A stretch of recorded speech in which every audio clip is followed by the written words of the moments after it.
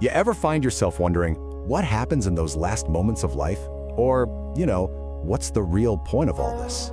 Well, today we're diving into a chapter of the Bhagavad Gita that goes right for those big questions. We're talking about Chapter 8, Akshara Brahma Yoga, which, what a beautiful name, right? It means the path to the imperishable, to the eternal. And right at the heart of this whole chapter is a question that, let's be honest, has probably crossed all of our minds at some point, maybe late at night or just in a quiet moment. What is the ultimate truth? I mean, when you strip away all the daily grind, what's it all for? And that big question, it naturally leads to this one, doesn't it? It's probably life's greatest mystery. It's something we're all going to face, this great unknown. So what does happen at that final moment?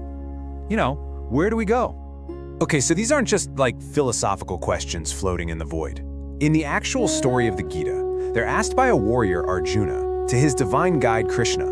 But here's the thing, Arjuna isn't just some character in an old book. He's really meant to be all of us, Standing at that crossroads, trying to figure out life, death, and everything that comes after. And so Krishna answers, and his response is really the core of this whole chapter. He kicks things off by explaining the very nature of reality itself, and his perspective is, wow, it's both huge and, at the same time, incredibly personal. So check this out, because this is really interesting. Krishna makes this key distinction. On one hand, you have the supreme reality, Brahman. Think of it as the source of, everything. It's eternal, it never ever changes, it just is. But then on the other hand, you have the soul, your soul, my soul, our individual consciousness. And he says that is immortal. A great way to think about it is like a single spark from a giant eternal flame. It's that part of you that's totally untouched by time. And the cool part is, they're not really separate. They're like two sides of the same coin. Or, I love this analogy, the infinite ocean and the individual drop. And this is where we get to the real secret of the chapter. Krishna finally tackles that second huge question. What happens at the moment of death? And his answer? Wow, it's so powerful. He basically says that your very last thought isn't just some random memory. No, it literally has the power to shape your entire destiny. Yeah, this is where the teaching gets super focused. Krishna's about to drop a piece of wisdom that is absolutely crucial. It's the thing that connects our entire life to our soul's ultimate journey. So, here's the big reveal. It's this simple. Whatever your mind is locked onto at the very moment you pass, that's it. That becomes your path forward. It's a direct cause and effect. It's kind of like a spiritual version of muscle memory or habit.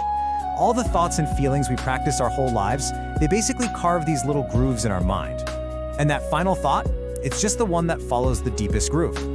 So, okay, if that final moment is that important, the obvious question is, how in the world do you prepare for it, right? Well, Krishna doesn't just leave us hanging. He lays out a clear path, a way of life he calls the path of devotion. And here are the practical steps. The key thing to get is that this isn't about some last-minute deathbed prayer. Nope, it's a lifelong practice. So focus your mind. That doesn't just mean sitting on a cushion, though yeah, that helps. It's about being present in your work, in your conversations, and fill your heart with devotion. That could be anything. Acts of service, just being grateful, trying to see the divine in other people. See, it's not a passive thing. It's an active, everyday choice to train your mind. And this quote, man, it just sums it all up perfectly.